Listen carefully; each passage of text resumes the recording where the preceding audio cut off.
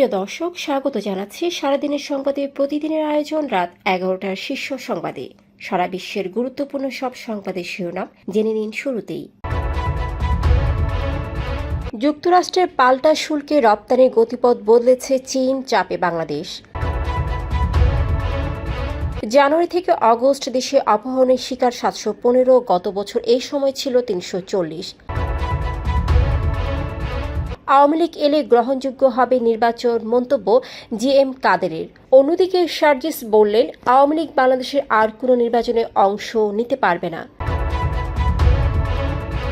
ট্রাইব্যুনালে ফরেনসিক বিশেষজ্ঞ বললেন, হেলিকপ্টার থেকে গুলির নির্দেশ দেন শেখ হাসিনা। হয়রানি ঠেকাতে ওয়ারেন্ট সমন যাবে অনলাইনে।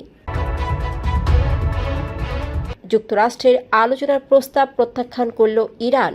অন্যদিকে নেতানিয়াহুর কর্মকাণ্ডের কারণে ফিলিস্তিনকে স্বীকৃতি দিয়েছে লুক্সেমবার্গ, বললেন প্রধানমন্ত্রী ফ্রাইডেন।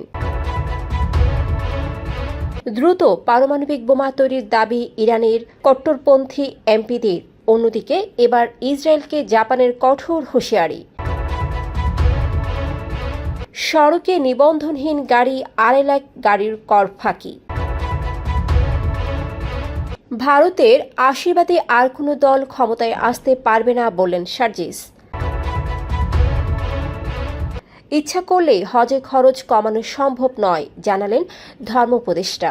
শুনছিলেন সংবাদ শিরোনাম, এবারে বিস্তারিত। ফ্যাশন ব্র্যান্ড মানে আর্ট।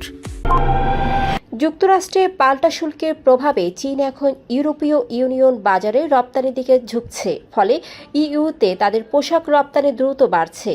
এতে বাংলাদেশের রপ্তানি প্রবৃদ্ধি কিছুটা স্থির হয়েছে।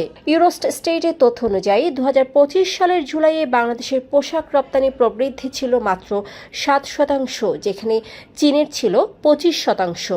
অথচ জানুয়ারি ফেব্রুয়ারিতে বাংলাদেশ এগিয়ে ছিল, রপ্তানি বেড়েছিল 37%, চীনের 25% বিপরীতে। জানুয়ারি থেকে জুলাই পর্যন্ত গড়ে বাংলাদেশের রপ্তানি বেড়েছে 16.45% আর চীনের 23%। ফলে জুলাইয়ে চীনের প্রবৃদ্ধি তাৎপর্যপূর্ণ হলেও সামগ্রিক ব্যবধান তুলনামূলক কম। দেশে অপহরণের ঘটনা উদ্বেগজনক হারে বাড়ছে। চলতি বছরের জানুয়ারি থেকে অগস্ট পর্যন্ত অপহরণের শিকার হয়েছে 715 জন, যা গত বছরে একই সময়ের তুলনায় দ্বিগুণের বেশি। শুধু জুলাই মাসে অপহরণ হয়েছে 109 জন, যা রেকর্ড। গড়ে প্রতিদিন অপহরণ হচ্ছে 3 জনের বেশি। বাংলাদেশ পুলিশ সদর দপ্তরের অপরাধ পরিসংখ্যান অনুযায়ী 2024 সালে মোট অপহরণ হয়েছিল 642টি, এর মধ্যে অগস্ট পর্যন্ত ছিল 340টি। 2025 সালের প্রথম 8 মাসে তা ছাড়িয়ে গেছে। পুলিশের সহকারী মহাপুলিশ পরিদর্শক HM শাহাদাত হোসাইন জানান, প্রতি মাসের পরিসংখ্যান অপরাধ প্রবণতার ধারণা দেয় এবং বাড়তি অপরাধ নিয়ন্ত্রণে কঠোর পদক্ষেপ নেওয়া হয়। দীর্ঘদিন নীরব থাকার পর মুখ খুললেন জাতীয় পার্টির একাংশের চেয়ারম্যান জিএম কাদের। আওয়ামী লীগের সঙ্গে দীর্ঘদিনের সম্পর্ক থাকা জাতীয় পার্টিকে আবার বিরোধী দলের ট্রাম্প কার্ড হিসেবে ব্যবহার করা হতে পারে, এমন অভিযোগ সরাসরি অস্বীকার না করলেও তিনি আত্মবিশ্বাসী যে নৌকার ভোট এবার লাঙ্গলে পড়বে। তিনি বলেন, আওয়ামী লীগের ভোটাররা নাগরিকত্ব হারায়নি, তারা ভোট দেবে, এটাই স্বাভাবিক। সেক্ষেত্রে তারা জাতীয় পার্টিকে ভোট দিলে সমস্যা কোথায়? বিএনপি ভালো সুযোগ সুবিধা দিলে তারাও ভোট পেতে পারে, তবে জামাতকে ভোট দেবে না। জিএম কাদের মনে করেন, সব দল নির্বাচনে অংশ নিলে গ্রহণযোগ্যতা বাড়বে। অন্যদিকে এনসিপি উত্তরাঞ্চলের মুখ্য সংগঠক সার্জিস আলম সুনামগঞ্জে এক সভায় বলেছেন, আওয়ামী লীগ ফ্যাসিস্ট দল, তাদের অংশগ্রহণে দেশে কোনো জাতীয় নির্বাচন হবে না। আন্তর্জাতিক অপরাধ ট্রাইব্যুনালে মানবতা বিরোধী অপরাধের মামলায় সাবেক প্রধানমন্ত্রী শেখ হাসিনার বিরুদ্ধে সাক্ষ্য দিয়েছেন ডিজিটাল ফরেনসিক বিশেষজ্ঞ তানভীর হাসান জোহা, যিনি প্রসিকিউশন ও তদন্ত দলের সদস্য। তিনি শেখ হাসিনা, তৎকালীন ঢাকা দক্ষিণের মেয়র শেখ ফজলে নূর তাপস, ঢাকা বিশ্ববিদ্যালয়ের সাবেক উপাচার্য SM মাকসুদ কামাল ও জাসদ সভাপতি হাসানুল হক ইনুর কথোপকথনের 4টি অডিও ট্রাইব্যুনালে উপস্থাপন করেন।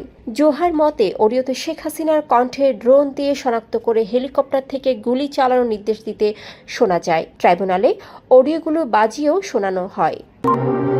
ফৌজদারি মামলায় ভুয়া সমন ও ওয়ারেন্ট জারি করে নিরীহ মানুষকে হয়রানির ঘটনা বাড়ছে। ভুয়া ওয়ারেন্টে গ্রেপ্তার ও হাজতবাসের ঘটনাও ঘটছে, যাতে সময় ও অর্থের অপচয় হচ্ছে। এসবের পেছনে আদালতের কিছু কর্মচারী ও আইন শৃঙ্খলা বাহিনীর সদস্যরা জড়িত থাকেন। অন্যদিকে সমন জারি হলেও তা সংশ্লিষ্টদের কাছে পৌঁছানো নিয়ে হয় নাটকীয়তা নয়তো গাফিলতি। এই পরিস্থিতিতে সমন ও ওয়ারেন্ট পাঠানোর শত শত বছরের পুরনো পদ্ধতির পরিবর্তন আনা হচ্ছে। এখন থেকে এগুলো অনলাইনে পাঠানোর উদ্যোগ নেওয়া হয়েছে।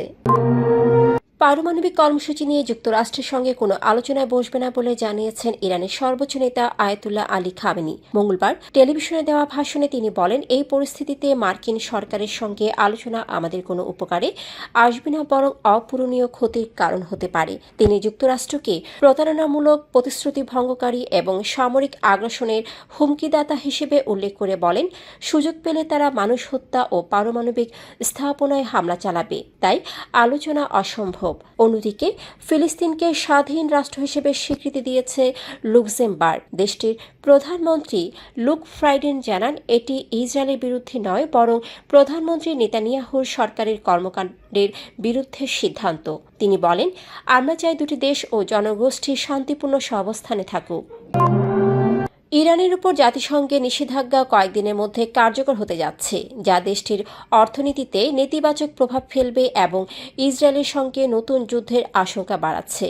এর মধ্যে ইরানের কট্টরপন্থী এমপিরা দ্রুত পরমাণু বোমা তৈরির দাবি তোলেন। 19 সেপ্টেম্বর জাতিসংঘ নিরাপত্তা পরিষদে ইরানের উপর অর্থনৈতিক নিষেধাজ্ঞা পুনর্বহালের প্রস্তাব পাশ হয়। যদি দ্রুত কোনো চুক্তি না হয়, 28 সেপ্টেম্বর থেকে 2015 সালের পরমাণু চুক্তির আওতায় প্রত্যাহার করা ইউরোপীয় নিষেধাজ্ঞা পুনর্বহাল হবে।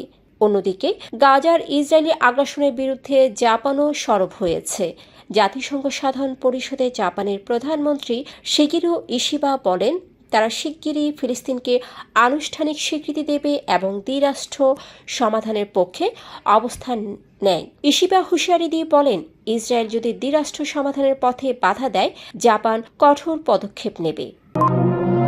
দেশের সড়কে প্রায় 2.5 লাখ নিবন্ধনহীন গাড়ি চলাচল করছে, যার ফলে সরকার প্রতি বছর হারাচ্ছে অন্তত 6,250 কোটি রাজস্ব। বিআরটিএ সূত্র জানায়, দেশে বর্তমানে নিবন্ধিত যানবাহনের সংখ্যা 64,42,573টি। সম্প্রতি সড়ক পরিবহন ও মহাসড়ক বিভাগের সভায় এসব তথ্য উঠে আসে। বিআরটিএর পরিচালক মোহাম্মদ শহীদুল্লাহ বলেন, এসব গাড়িকে নিবন্ধনের আওতায় আনা জরুরি। তিনি ইটেক্স টোকেন ও রেডিও ফ্রিকোয়েন্সি আইডেন্টিফিকেশন ট্যাগ ব্যবহারের উপর গুরুত্ব দেন, যা গাড়ির সব তথ্য ডেটাবেইসে সংযুক্ত করবে। অর্থ বিভাগের উপসচিব মোস্তাক আহমেদ জানান, শ্রীলঙ্কায় ইতিমধ্যে এই প্রযুক্তি সফলভাবে চালু হয়েছে, যেখানে গাড়ির বডি স্ক্যান করলে সব তথ্য স্বয়ংক্রিয়ভাবে মিলে যায়। এনসিপির উত্তরাঞ্চলীয় মুখ্য সংগঠক সার্জিস আলম বলেছেন, নানা কারণে বিএনপি জনগণের আস্থা হারাচ্ছে এবং ভারতের আশীর্বাদ নিয়ে আর কোনো দল ক্ষমতায় আসতে পারবে না। এজেন্সির হাত ধরে ক্ষমতায় যাওয়ার স্বপ্ন বাস্তবায়ন হবে না, কারণ জনগণ সবকিছুর জবাব চাইবে। মঙ্গলবার রাজধানীর শাহবাগে এনসিপি নেতা আক্তার হোসেনের উপর নিউ ইয়র্কে হামলা, অন্তর্বর্তী সরকারের গাফিলতি এবং আওয়ামী লীগের বিচারের দাবিতে আয়োজিত বিক্ষোভ মিছিল ও সমাবেশে তিনি এসব কথা বলেন। হজের খরচ কমানো নিয়ে জনসাধারণের জোরালো দাবি থাকলেও ইতিমধ্যে কমানো সরকারের পক্ষে সম্ভব নয় বলে জানিয়েছেন হজ উপদেষ্টা খালিদ হোসেন। বুধবার ঢাকার আশকোনায় হজ অফিসে এক কর্মশালায় তিনি বলেন, সৌদি সরকার নির্ধারিত খরচ কমানো যায় না, শুধু বিমান ও বাড়ি ভাড়া নিয়ে কিছু দর কষাকষির সুযোগ থাকে।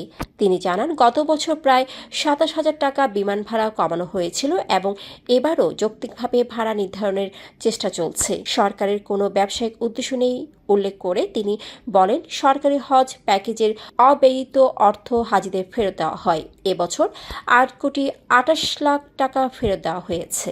দর্শক, এতক্ষণ আমাদের সাথে থাকার জন্য ধন্যবাদ। প্রতি মুহূর্তে দেশ বিদেশের গুরুত্বপূর্ণ সব সংবাদ জানতে ভিজিট করুন www.সারাদিনেরসংবাদ.com ও চোখ রাখুন সারাদিনের সংবাদের অফিসিয়াল ফেসবুক পেজে।